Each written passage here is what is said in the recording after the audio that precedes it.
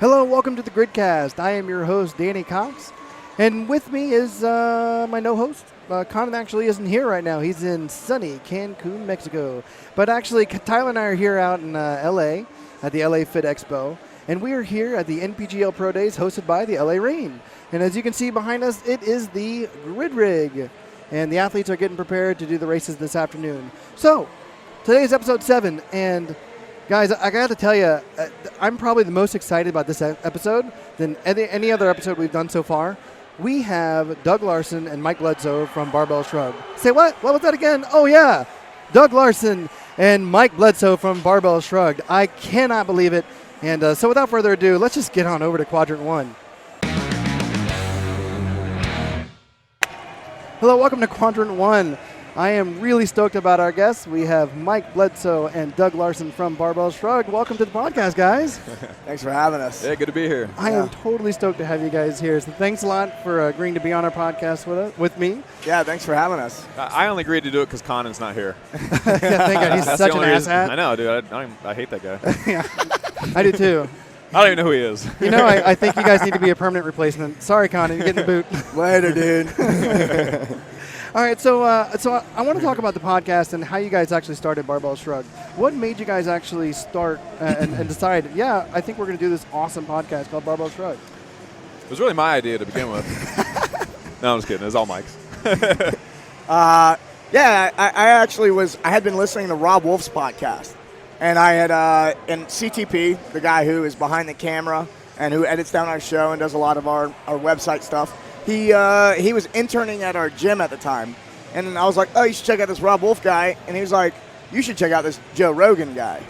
Oh, Joe Rogan, oh, hell yeah. And, you know, I had like talked to CTP a little bit about podcasts and stuff, and I was like, my only experience had been Rob Wolf, which was like straight content.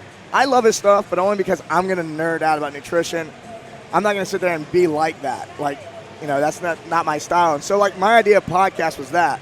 But the moment I heard Joe Rogan's podcast, and CTP was like, yeah, we could do this, it was one of those things where, like, I had been thinking about the idea of doing it, but it wasn't until I listened to that podcast where I was like, it can be whatever you want it to be.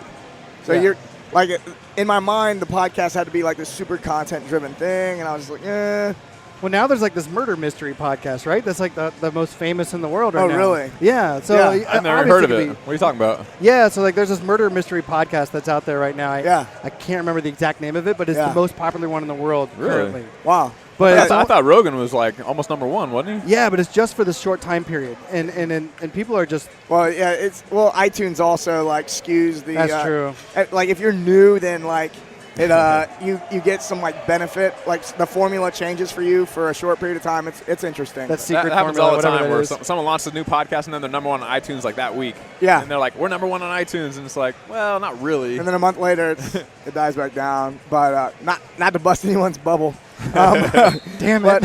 But yeah, I mean, we played that game before. I actually, from when I was like a little kid, I always wanted to do like a radio show. I always thought like being a radio DJ was cool. My dad was like, those dudes make no money. Don't do it. But anyways, like I always thought it was a cool thing to do. And I started screwing around with podcasting with Chris Moore. Yeah. One of the guys on our show who's not here right now. We would like just put a microphone between us at a coffee shop and talk about training for 45 minutes. We'd meet together. He would get off of work on Wednesdays, and we would just meet at a coffee shop and do that. And then I gave it to CTP, and CTP was like, he would listen to it while he was delivering pizzas. He was a pizza delivery guy. And I was like, so what do you think? And he's like, I actually think it's really good. I love listening to it. I'm like, are you just blowing smoke up my ass? And he said, no, you know, all right. And so we started like taking it a little more seriously, got a couple guests in town. We tried to get, we tried out a lot of people. Like we were like, we had our buddy Mike McGoldrick on. We tried to like a lot of people that were like, that lived in the area to come on the podcast. We didn't really have a format. We just put a microphone in the middle of the room and then bullshit and have a camera set up. With way too much scotch, by the way, which totally wrecked the whole thing. So we normally drink on every show, right? Okay. So we have a beer that we toast in every show. Yeah. Right now, I didn't feel that was right at the Fit Expo to bring the beer right here. But we could do that now. No. What I mean, like we've got enough experience now. Yeah, but before we had any structure, it just made the non-structure way worse. So we probably could have done it if it was just me and you. If it was two people, 3 people, we tried to do it with like 5 or 6 people, plus an audience who felt like they wanted to contribute. It'd be Saturday night at 11 o'clock, and we'd be in my garage with a couch and this set up, and then the girls would come back after being at the club or something. They'd come in like whatever they do. I don't know what women do when I'm not around. That's a big mystery. I just think they drink all the time. Come in with Taco Bell, like, what are you guys doing? And then, when we screwed around for a little bit, we recorded, I don't know how many podcasts that we did not air. And some of those are hidden somewhere, and they'll be released one day, I'm sure. Yep. I hope not. Those need to be pay-per-view. Yeah, those will be like, pay-per-view. Special access. Give me your email address. I'll let you have. You can call them like the bunker shows. The blacklisted. Right? Yeah. Actually, the very first podcast I ever listened to, ever heard of, was the podcast that was episode 1 of Barbell Shrugged. Like I never listened to a podcast before, had no idea what it was. Wow. Just put on some earphones and stepped up to a mic and recorded our very first show. Yeah. Then I listened to that show, and that was the very first podcast I ever listened to. I never listened to Rogan or anybody else beforehand. So you had no idea what podcasts were in the background? I had no idea. That's actually pretty amazing. So when you actually started this whole thing and you said, okay, I'm going to make this a business, did you ever envision it to be as big as it is now? You know what? I am a very abstract thinker. And I think, it'll be big, but I'm not very good at putting very like specific things. Like I'm not like, oh yeah, we'll have 4 million viewers or anything like that. Like I just don't think like that. But I was like, I think it's going to be really big. Like a lot of people are going to know what it is, because I didn't see anyone else doing it. I was like, well, no one else is doing this, so it's like, and I think that we were giving people information they didn't already have. Like it was obvious that what we were doing was good, so I knew that it was going to be something special. Yeah. If you would have like sat me down and showed me a TV of like the stuff that we're doing now, I'd have been like, holy shit. Like I'd have been like, I did not see that coming. But I think I'd be surprised in one sense, but not surprised at the same time. Like it's like, okay, that makes sense. I think that's something we would do. Like it wouldn't be unnatural, but it'd be like, wow, it worked. Would be kind of like more of my thinking. It's like, the crazy idea actually got some traction. So I've had a lot of crazy ideas. So when you and most of them have failed, but I always expect at least one of them to stick, and this is like one of those that ended up sticking. Which is awesome, and thank you for making it stick. So when you actually sat down, I think everyone else made it stick. I didn't make it stick. I didn't make anything stick. Yeah. So when you saw the future and you said, I'm going to sit down as a business plan and I'm going to create, step 1, step 2, step 3. How far off of those steps have you had to go in order to get to where you are now? Actually, not that far. Not that far, really. That's crazy. Yeah. That's awesome, actually. Yeah. It was, Doug had like this. Doug was always, I guess you could call, there's like business models and business strategies. And Doug always had like this, I'll let you describe it. You always want to do a certain type of business model. I always wanted to have a 100% virtual company, right, where nobody has to go to the office and you don't have to be there from 9 till 5 and unlock the door in the morning and shut down the lights and lock the door at night. My dream. It was just, you could just work when you felt like it and people could come to your website, they could buy whatever you had to sell, or they could watch your show or your videos, your content or whatever, and you didn't have to be there, and it was infinitely scalable. So that was actually the original thing that I wanted to do before we opened the gym. Is I tried to do some online stuff and tried to have a blog and create a viewership and tried to sell fitness products, other people's fitness products online. I always wanted to do that thing, and then Mike started the gym. It was an awesome thing to be a part of, and so I wanted to be a part of that. And then when the podcast ended up getting really big, I was like, well, this is kind of what I wanted to do a long time ago. And I'm totally down to help out. And from day one, I felt like if the podcast could turn into a thing and we could get a fan base, then I could easily make it a business. And I'd already mapped out that whole business plan. It was already a structure that I was familiar with, and I was down to do it too. I was very down to do it. Not just blow up the show. The show to me at the time was just going to be us hanging out with friends. We would teach people about fitness and how to get strong and whatnot. But I had no idea the show was going to turn into the monster that it is now. We get to travel around the world and hang out with famous people and people, we go to an event like this and we walk through the room and people come up to us constantly and take pictures with us and they shake our hands and they tell us thank you. Like, I couldn't even get over to this thing because I was over there talking to some guy who just wouldn't stop telling me how much he loved the show. Which is awesome. Mike had to come like get me. He was like, Mike was talking to us too, and the guy's sitting there just like thanking me over and over and over again, like telling me like he watched all the episodes and like how great it is, and I'm sitting there like going, thank you, and I really appreciate what he was saying, but like he just kept going and going and going, and Mike was like, I got to go get him, and like he went over there and came and got me, like shit like that. Never would have expected that to happen. Well, that guy and I probably were saying the same things. I was just saying it to Mike at the time while the other guy was talking to you. Yeah, so the minor amount of fame that we've gotten from the show, I definitely did not expect that. I expected just to have a business, and in a way, I expected the opposite. I expected to have this online business where nobody had to see you, and you could just kind of like, you could kind of just disappear, and the money would just come out magically out of the air from the internet, whatever that is, and you wouldn't have to do anything if you didn't want to. And now you're a recognizable personality. You can't go anywhere without people noticing you. That's right. But I wouldn't trade it for the world, because what we have going on right now is incredibly fun. We get to hang out with our friends all the time. We get to meet cool people all the time. So what was interesting? We're having a fucking great time. Oh no! Lost audio. So we're still in Quadrant 1. We just had some technical difficulties. Someone just kicked our cord, so sorry about that. So where were we?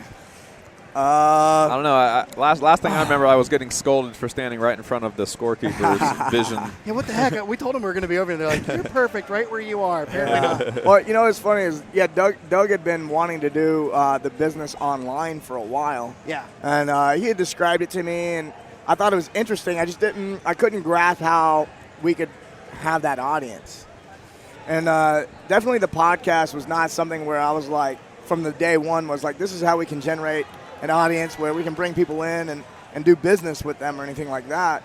But like, there came a point where when we first started podcasting, and it was weird because Doug was like, man, I think we can do that business I was talking about with this. And like, before he get the words out of his mouth, I was like, I'm in complete agreement. This is like what it was like, as he was saying it, I already knew what he was saying. So out of curiosity and the time spectrum, right? Like episode 2, from what I remember, was Rich Froning was with you guys, right? On episode 2? That was almost exactly 3 years ago. So was that at the time that you said, okay, yes, we can turn this into a business, we can do it? Or was it later? It was before that. It was well before that. Yeah. So I think there were shows that we had done. We had already knew that we were going to like turn it into a business before you even saw episode 1. We had episodes that we didn't air. They just weren't any good. I mean, we could tell that we were getting better and good enough, but it was one of those things, we weren't happy with the content that we were delivering. I think we would have been happier with the podcast and the episodes we were doing had we not decided to make a business based off of it. But the moment that we knew that it was going to be a business, we took it more seriously, and we wanted to make sure that the episodes we put out were really high quality. So it was one of those things where we started doing it, and like, we were throwing them out there already, actually. Like, we did stuff on Ustream, it was live out there. But the moment it was like, oh, this is bigger than just, having fun on microphones. Once that hit us, we kind of took everything down and started over with episode 1.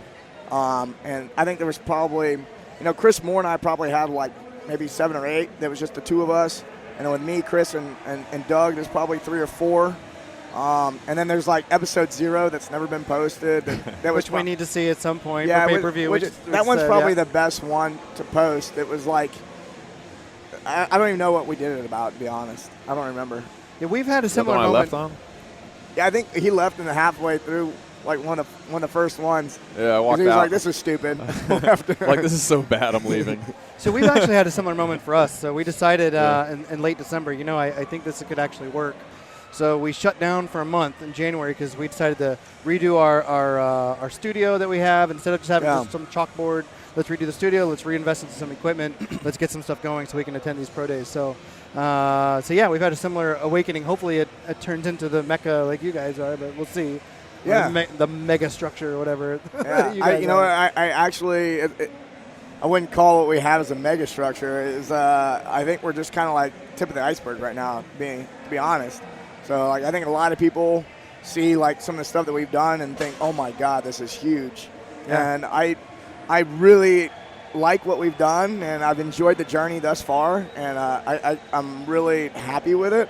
But I do think that what you're gonna see in the future is like gonna blow what we're doing out of the water now. Like it'll look small. I can't wait to see it. Yeah, we have the conversation all the time. Like, we both very, very adamantly believe that we are just at the very, very beginning. Right. Like, we are really just starting right now in this moment. We are just past like just past started. That's the starting line is awesome. like 2 feet behind us, and we have a mile to go. Yeah. Like I think people drastically underestimate their potential in many things, but especially in business, people drastically underestimate their growth potential.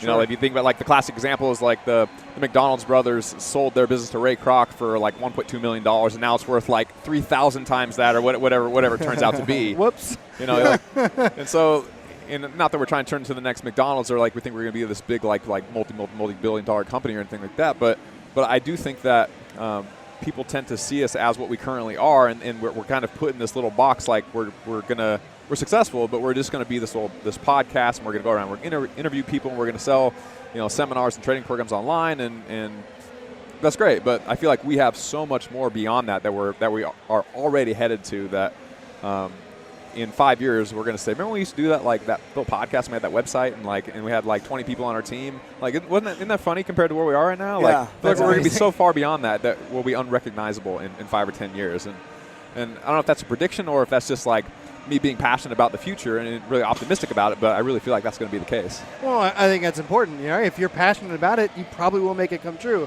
Like you hear people that say that some people who say you can or people who say you can't are both often usually right? Yeah. Right. And I feel like I'm not trying to like will it to be true. I just think like, given the circumstances, if nothing fucking totally insane happens, like it'll just obviously become true. Like I just believe it'll happen, and it's not something that I have to like push very hard in my mind. I just like, duh, of course it's going to happen. Yeah. Unless like a fucking hurricane just wipes my house off and I go floating away in the ocean, I drown. You know what I mean? Like something crazy would have to happen. That'd put a big wrench in the plan. Barring a catastrophe, like we're gonna do something big, and I really feel that like deep in my gut. Yeah. So looking back, do you guys have your favorite episode or favorite moment on the show? It used to be so much easier to say because, now that we have so many shows, it's hard to say. I mean, one of my favorite shows that we did was the one in Sweden with Aleko, That's my favorite show to watch. It was phenomenal. Like, the experience, and it's hard to know, like, separate my experience I had doing that show versus the experience the audience member has when they watch the show. One of the coolest ones we did was with Boss Rutan.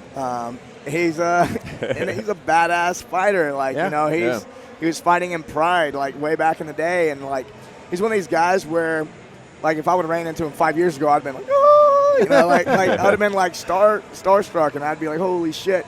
And that was like one of my favorite days doing the show. We spent 4 hours hanging out in his gym, like kicking bags, talking about fighting, hearing fighting stories. It's like, this dude is just like, he's a legend. Yeah. We got to hang out with him and just hear that stuff, and that was good. And then Joe DeSena up in Vermont, like, I remember the first time we went and saw Joe DeSena of Spartan races, I think I was in Florida like earlier that week. I think I was doing Grid League stuff. I was in Atlanta. I was for the Combine. For the Combines last year. Yeah. Last year. So I was there, and then like I turned around like 24 hours later. I'm driving from the Albany airport up into Vermont. I'm like, I think Doug lined this one up, and Doug doesn't line up a lot of stuff. I'm generally not the person who finds the guests and schedules the shows and all that. Yeah, so this was a unique situation. So I was like, fucking Doug probably scheduled like a terrible. Like, I had like this better be worth it. We're driving into the middle of nowhere. We're Vermont. like driving, and we had like the worst Thai food ever, and like that's true. That's not a good combination. Driving and having the worst Thai food ever. I was like, oh, what are we doing? And then we end up and we get to the Vermont, to the mountains of this town of 400 people in Pittsfield, Vermont, and I immediately was like, oh, I think this is going to be cool. And then the next morning, and we got up and we trained with Joe DeSena, and then like the whole day was just a long day of fun. I was like, this was awesome. I love my job. Yeah, it was one of those things I don't get pessimistic very often, but I got pessimistic that day, and I was proven wrong. You travel too many trips back to back. During the last trip, you're like, God damn it, this trip better be totally worth it, or I'm going to be super pissed. I should be at home right now. Yeah, that's exactly right. Joe DeSena really is a super cool dude. If you listen to this, you don't know who he is. He's the founder of the Spartan races, which me and Mike just did our first Spartan race the other day, and it was fucking totally awesome. So if you haven't done a Spartan race yet, you should go do it because it's really fun. Absolutely. Yeah, I definitely need to do one of those. I've been wanting to do it for a little while. I'm going to cut back a little bit here before I can do it, but I definitely want to for sure. Hey, man, Chris Moore went through it with us. He did just fine. Yeah, I saw that. Actually, I saw it on Facebook and everything. Yeah. So if you have advice for a baby podcast out there like us, what is the best advice you can give us? You already made the mistake. Uh-oh. What's that? Dropping it on them. I'm just kidding.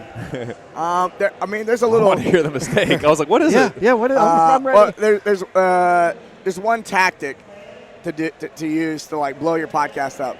Should I tell everybody that one? Beautiful women? Yeah. No. Oh. Is record your 5 episodes with notable people who have like big social media followings.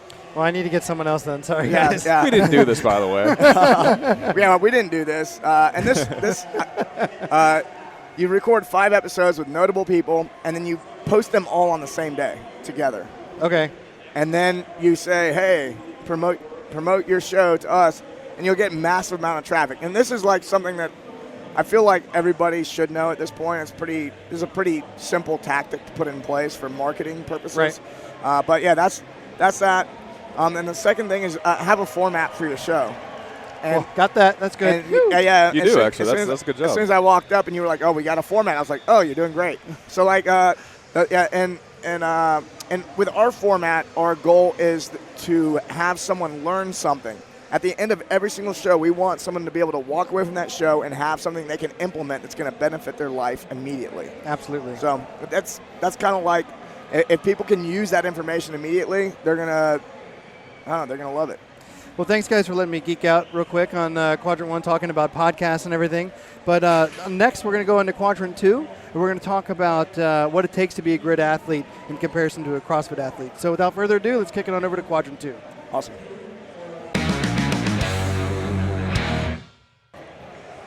Hey, guys, we're in Quadrant 2 now, and we're going to discuss a little bit about what it takes to be a grid athlete. And speaking of, right over there, right before we started Quadrant 2, we saw James, I can't remember his last name right now, just get signed by the LA Reign here at the LA Pro Days.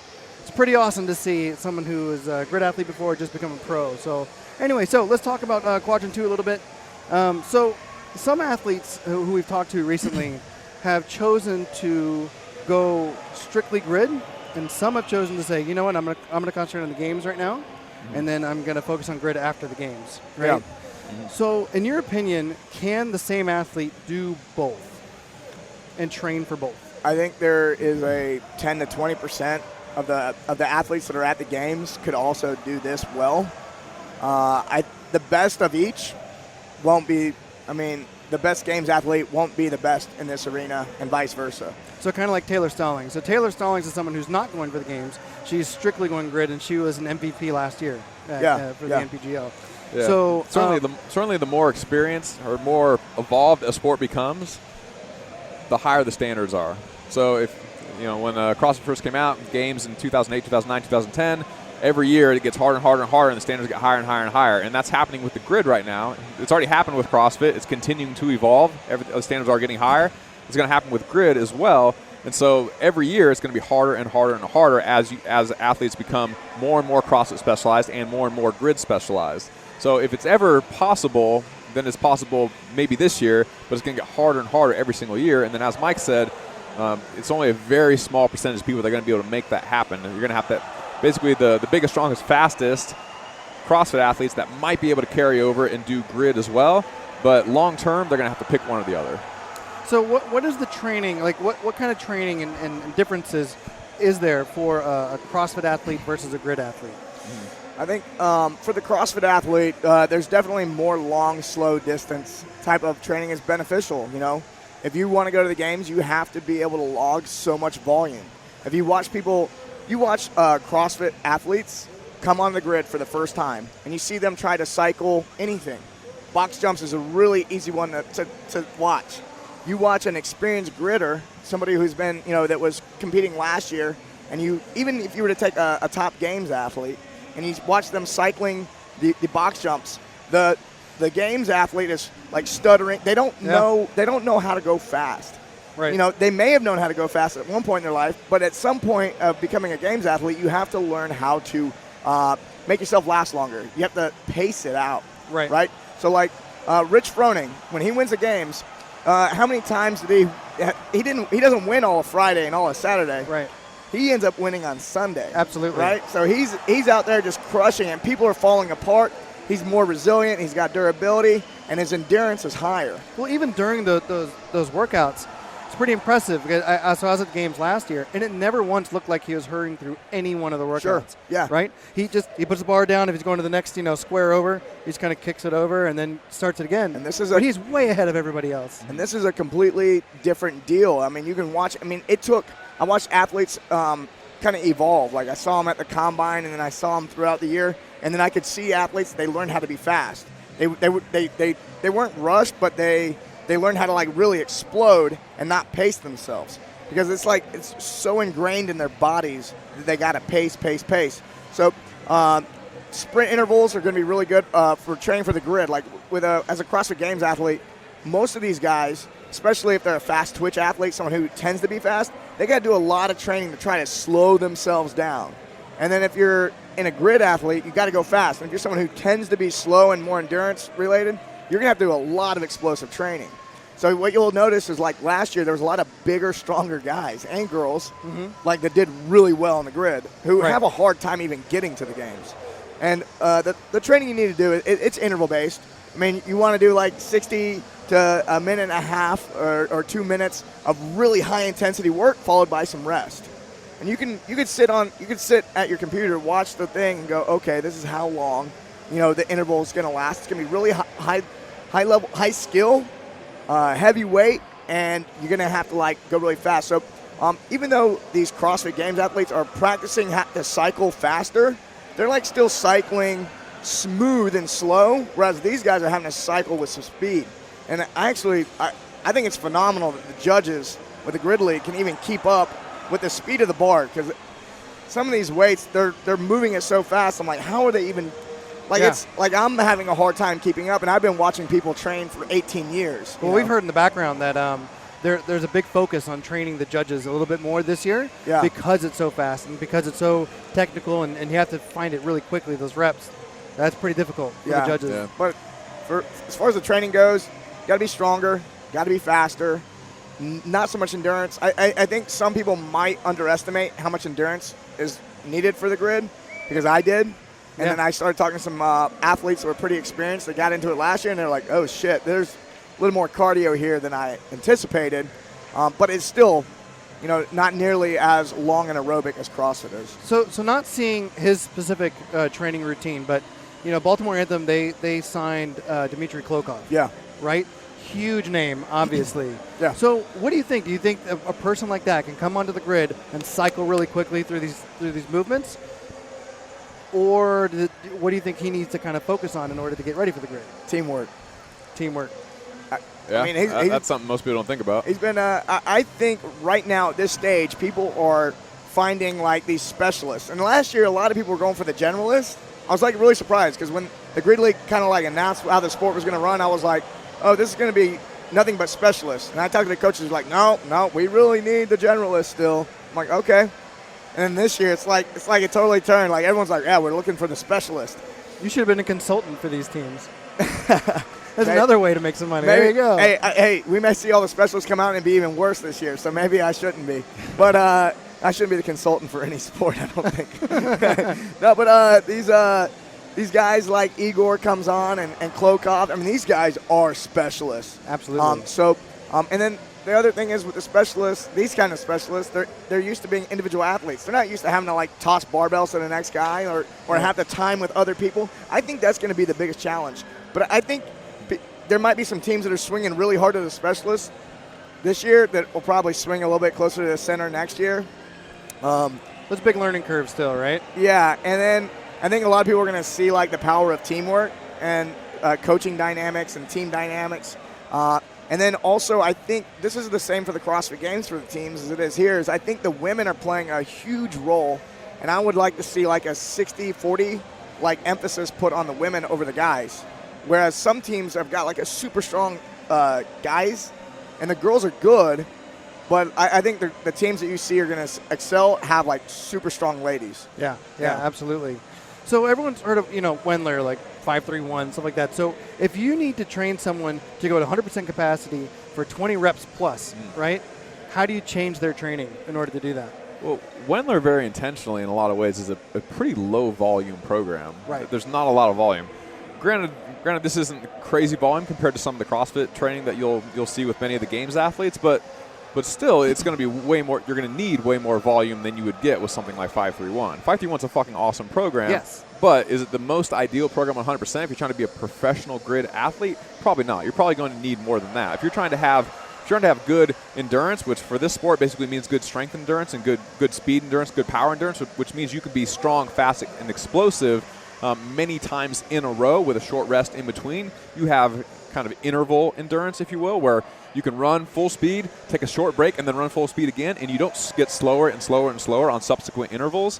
Then something like 531 isn't going to prepare you to be fast at the end of a sport like this. So you're going to break down, you're going to slow down towards the end of the sport. You need something that's going to yes, get you very strong, because strength is an enormous part of this sport. But to have the strength endurance to keep up towards the end of a match, you probably would need more than just 531. All right. Yeah. Well, thanks, guys, for joining us here on the show in Quadrant 2. And so we got an interview in Quadrant 3, so let's kick it on over to Quadrant 3. All right, guys? Sounds Thanks good. a lot. Hey, guys, welcome to Quadrant 3. I am with the great Nick Uranker from the Miami Surge. How you doing, Nick? I'm good. That's a big statement. Great. Well, you are a great guy. I'm a great guy, yes. Okay. Yes, you are. That's Well, good. and you're an okay athlete, I guess. Okay, I appreciate that. Thank So we just watched you guys put on the exhibition match that was pretty badass. Yeah. And you're the whole reason why you guys actually won in the gridlock. I wouldn't say that. I mean, you were tied at the end, and then We were tied at the pretty end. much won by like a lot of reps. Yeah, we did win by a lot of reps. I don't think the personnel was probably exactly what they would have wanted at the end, but It's okay. You still won. Yeah, and it was in a gridlock, basically overtime. If you don't know what gridlock is, it's Yeah. pretty awesome. And I was pretty fresh, so I was fortunate. That's right. Now, what's awesome, because it's an exhibition match, you were able to take off your shirt. Yes, I was. I actually had to ask going into workout, going into the second one. I was like, am I allowed to take my shirt off? And they're like, sure, whatever. And I was like, thank you. So if you guys don't know, we actually heard from Aaron Bailey, the commish, right, that you are kind of the bad boy of the grid, because you always like to take off your damn shirt. I don't think that I ever wore my shirt through every single pro day, combine last year, and literally when the season started, they had to come up to me and let me know, like, you can't take your shirt off. I'm like, can I get like something posted on my pec? No. We just need to get a tattoo of the uniform. We and tried. No one I would know. tried that, and they were like, "Well, we don't really know if we can do that." So we're gonna work that in, hopefully. Like I'm like, you can just put a number. Right? Yeah. Just like, what is your number? I don't even know. 22. Your number. 22. That's actually pretty big. I know. I'm double deuce, so it can be like. Why don't you just get one number though? Because that's a little easier than two. Well, I'm thinking with like you've got that line in between. See, your look, abs. he's already trying to do it on our show. So you just like I don't know something or right on the pecs. Yeah. Well, that's hot. Regardless, it's so much more comfortable, and the jerseys aren't like the best to where you're in basically a t-shirt and you're constantly moving it around, and everyone always says to me, "You're too chalky." Well, then let me take my shirt off. You can't see the chalk on my white skin. Damn right. All right. So what's it like finally being back on the grid? It's been a little while, right? It has been a while. It was actually surreal walking back up. I told Aaron, the grid looks small. When we stepped out, but it really just kind of reminded you, because when you're away from it for a while, it's so much fun, it's so awesome, but it's been a few months, so stepping back in, you kind of got all those butterflies and those feelings back, and you see everybody who was where you were last year, and kind of getting to watch them have that intensity in their eyes of like, I want this. Yeah. And to be where you are, and now like people coming up to you being like, wow, we loved you in this match last year, and it's kind of weird, and but it's just so much fun. It just reminds you of like, wow, like this. Hopefully, this just keeps growing and keeps growing. Yeah, so we're at the LA Fit Expo, and a lot of these people have no idea what grid and NPGL is, but it's so much fun to watch. You can see the crowds just start piling in as soon as the races start.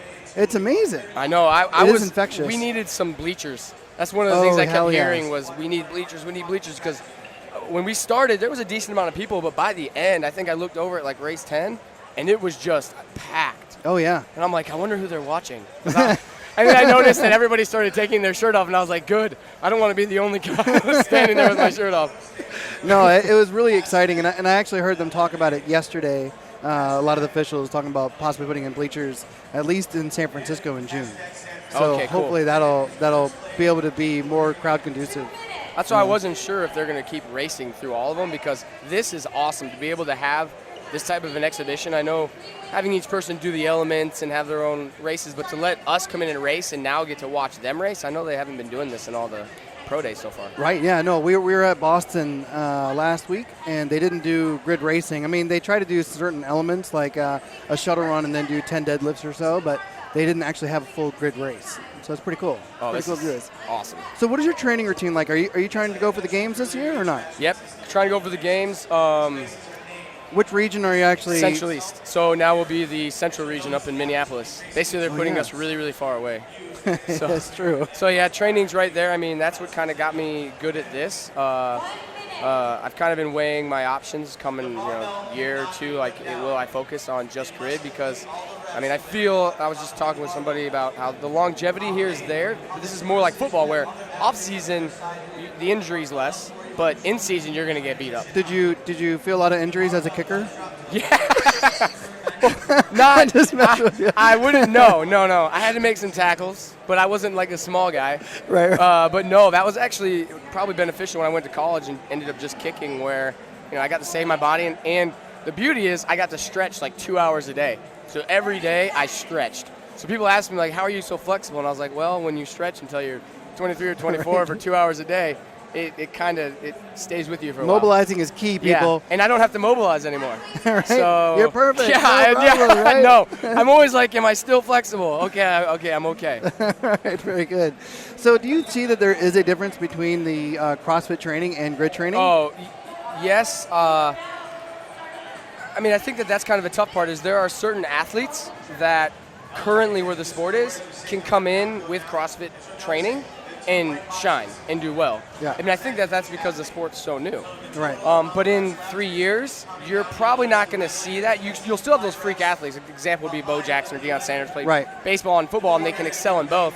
Boom, you're about to get hit. Uh-oh. No, you're not. They're really good. Oh, they're strong. man, check that out. Yeah. So you should tickle them.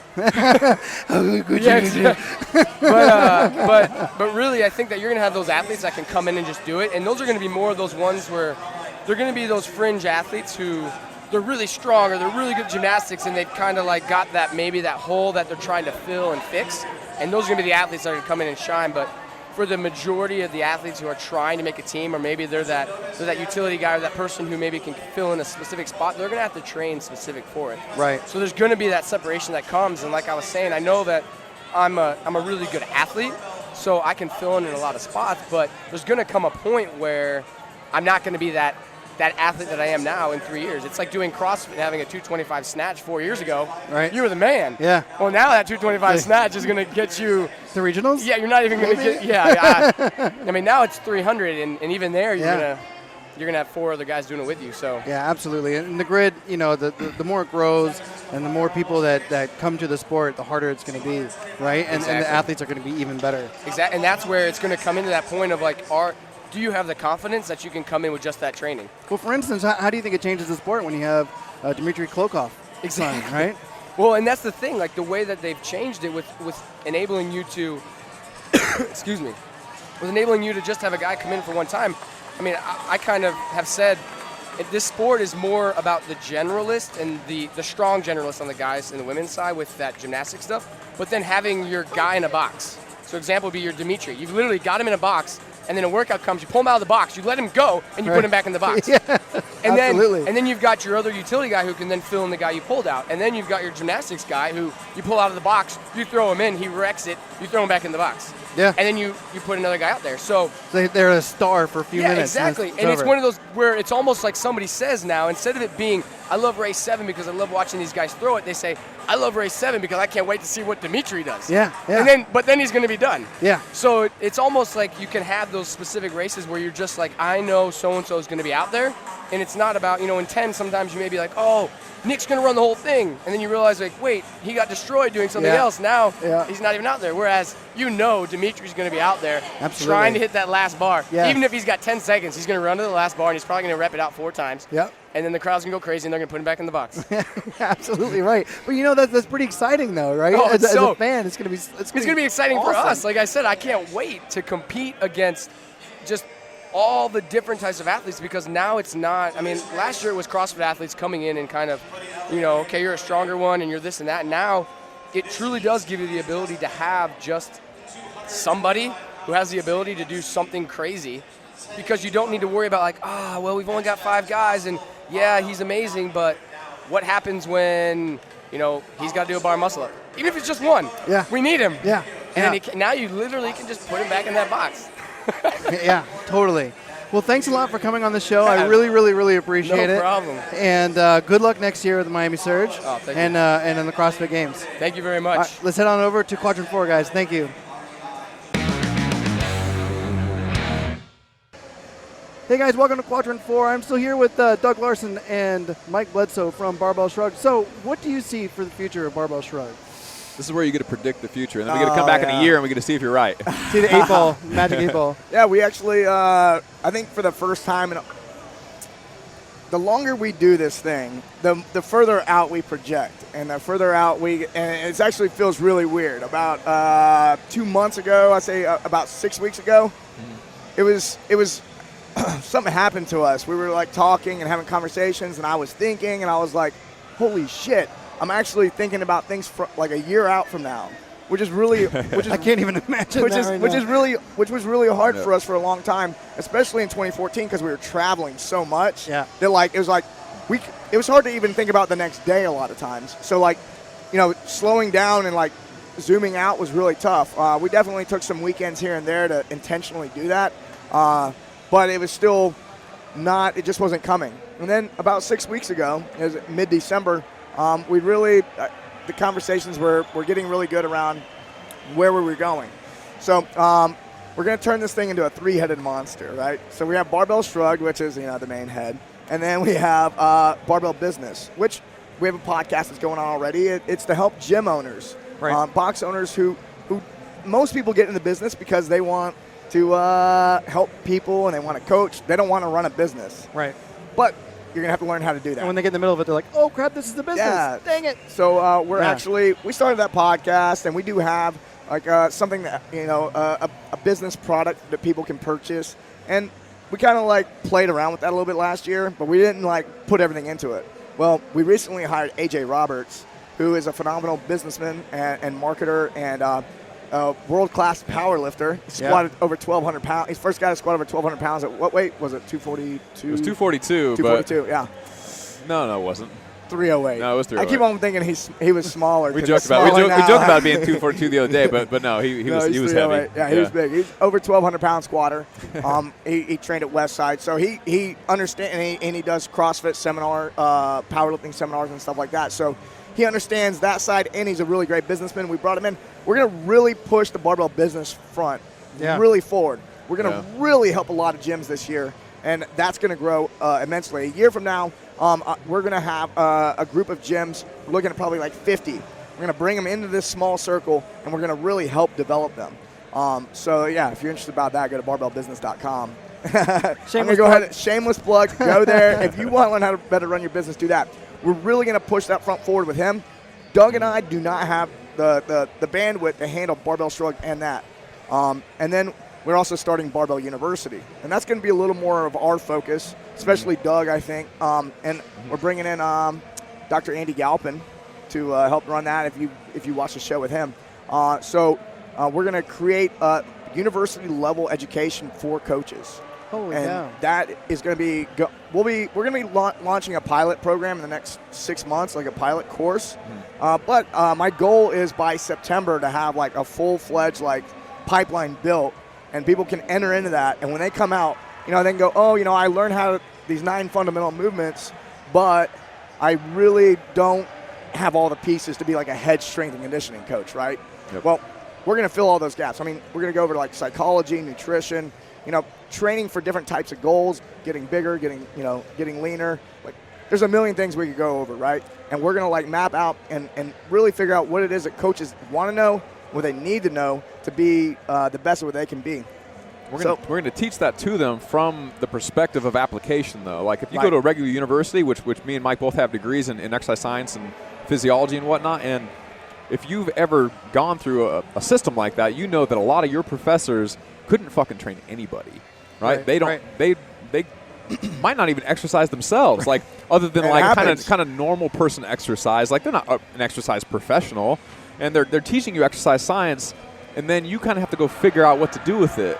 It's all theory. It's all very academic. You're at college, right? So for Barbell University, what we're doing is we're trying to find only people who know the application side of things and they know the academic science-based side of things. Like you go to a CrossFit coach, they know all application, and you say, where's your serratus anterior? Or something like totally like bare bones basic. If you're wondering what that is right now, like it's just a muscle in your body that anyone that knows anything about anatomy, anything about training should obviously know what it is, what it does, what happens when it doesn't work, et cetera, et cetera, et cetera. So we want to find people that know the application piece and they know the science and practical the science scientific why portion of it as well. That way, when you program for somebody, you know theoretically what's going on. You know what's going to happen if this, that, or the other thing, and you don't just know just the theory, and you don't just know the application. You know both, because in my experience, the coaches that are the best are the ones that know both. Right. You look at guys like Kelly Starrett, or anyone else who's a physical therapist and strength coach. They basically have a medical background as far as book learning. Right, and then they have a strength conditioning background as far as, and physical therapy background as far as like practical application wise, and they tend to be, in my opinion, very oftentimes the best coaches because they know both. It doesn't mean that you can't be a good coach and not have an academic background, but given the choice, I think it would be good to know both. But if you just get an academic background and you just know theory, then if you went to go work at a gym, you wouldn't know anything. Right. You still have to start over from basically bare bones. So for Barbell University, we're only hiring and partnering with people that do know both. They know application and they know science, and then we're teaching all that material from the perspective of application. We teach you the application first, and then we backtrack and teach you the science behind all of that application. That way you know why you're doing what you're doing. And so now you know why Doug's going to be heading this up. Yeah, holy cow, that's intense, but it's awesome. Yeah, that's a game changer for the way that kind of modern education works, because nobody does it like that. And in other parts of the world, like in other types of education, like if you look at the way people teach online, like the info marketing world, like that's the way they teach it. Like when you're trying to mass market materials online and you're selling some type of a system online, and you can't be there face to face to make sure somebody does it, you need to make sure that information is packaged in the most manageable way for the people that are consuming it on the other side of this computer. Absolutely. Right? And so since you can't be there to hold their hand and you can't be there to make them do it, how can you structure the information so it gets in there and it stays in there? Right? And so if you're at a university, a lot of times it's like, well, if you don't learn the material, it's your own fucking fault. You should have tried harder. And that's the mentality. Yeah, absolutely. And this isn't everyone, to be sure, but the mentality is that, you come to college, I give you the information, you just need to go learn it. And it's not my job to make you learn it. You're an adult. Right. Right? And so I really think that the information in a lot of ways could be structured better, where when you get out of college, you should be able to train somebody. You shouldn't have a degree in exercise science and not be able to actually coach somebody through a training program. You should be able to assess someone's needs, write them a solid training program. They should know how to do it from the advice you've given them. They should be able to take that program and go get results. And most people that get through with an exercise science degree, a master's degree even, PhD even, they couldn't do that. I know people with PhDs who couldn't train anybody. Yeah. Right? That's an incredible need that's out there that you guys are filling. That's incredible. And one of the reasons awesome. we want to do it is because we got hit up with questions constantly. We still do. People are like, oh, what college should I go to? What should I do a degree program? Should I do seminars? Should I go to certifications? And I was like, honestly, I can tell you what I did. It's like I got the college degree, and then I went to seminars and certifications, and then I had to have experience, and I kind of put it all together. Right. I was like, I don't want you to have to do that because that took way too fucking long. Right. Right? Let's cut that by at least 90%. And that's what we're wanting to do with everything. I mean, with Barbell University, we want to do that. With Barbell Business, is like we struggled so long on how to train people properly. I made so many mistakes early on in my coaching career. I made so many mistakes in my early business career that, there's no reason that people have to go through that. And one of the reasons that both those things happen is because there just wasn't available. But now that we have the internet, we have the power of the internet, we're going to use that. And really, I mean, I think education as a whole is about to take a huge shift because no matter how much the government It tries needs to to. fund things, Yeah. I mean, everything's artificially stimulated. Yeah. We're going to be one of those things that aren't artificially stimulated, which means that we actually have to provide people real value they can use right now, or else they're not going to pay for it. It's not so true with the typical academic, situation. One of the other bummers is that, and this is a kind of a nuance of human psychology and the way that people view the world, but a gym owner that gives really good results to 99% of their clients. Maybe all of their clients come in and they all lose 30 pounds like clockwork almost every time. No one actually would really notice that, right? Because none of those individually are that extreme. Yeah, someone lost 30 pounds, great. Every commercial I've ever seen for every weight loss pill I've ever seen for any fitness anything advertising ever says I lost 30 pounds in 90 days, or 30 days or 7 days in like 15 minutes, whatever, right? Yeah. Right? And so any gym owner that gets really consistent results will never ever really get recognized. The coaches that always get recognized are the ones that produce phenomenal results for a very small number of people. Yeah. Right. So Yeah. if you're super famous coach and you've trained athletes to clean and jerk 550 pounds, right, and you've done that with like 4 people ever, then all of a sudden you're the best coach in the world, and everyone wants to copy your training program. You're right. But your training program might not actually be that good for the vast majority of the people in the world, right? And so people tend to copy that guy, and then when the majority of their clients don't get results and they quit, those people kind of get forgotten about. And then, of course, again, the people that survive and get really good results, they think, wow, this guy's a great coach. But that guy's not actually helping as many people as the other guy who's consistent about losing 30 pounds with 99% of the people that come in his gym, or adding 100 pounds to their back squat, or whatever the client wants and that guy tries to teach. So with Barbell University, in a lot of ways, we're trying to teach people how to get those consistent results with everyone, not force everyone through this very narrow funnel where they get maximum results for just a few people, and then everyone else is just left to figure it out for themselves. Absolutely. Something we talk about off camera all the time is we need to talk to the 80%, right? Yeah. Because that's where you should be focusing, not the little, people over here, like those gyms that concentrate on let's pump out the games athletes. No, Yeah. I want to get that person that's off the couch. The and squeaky let's get wheel them- shouldn't get the grease. Right. You should just get rid of that fucking wheel. Absolutely. Replace it. Well, guys, with a non-squeaky wheel. Guys, this has been a surreal experience for me. I really appreciate you being on the show with us. Thanks so much. And yeah, thanks for having us. so until next time, clean up all your jerks and snatches, drink your beer in batches, and always dominate your grid matches. See you later, guys. Oh, very nice.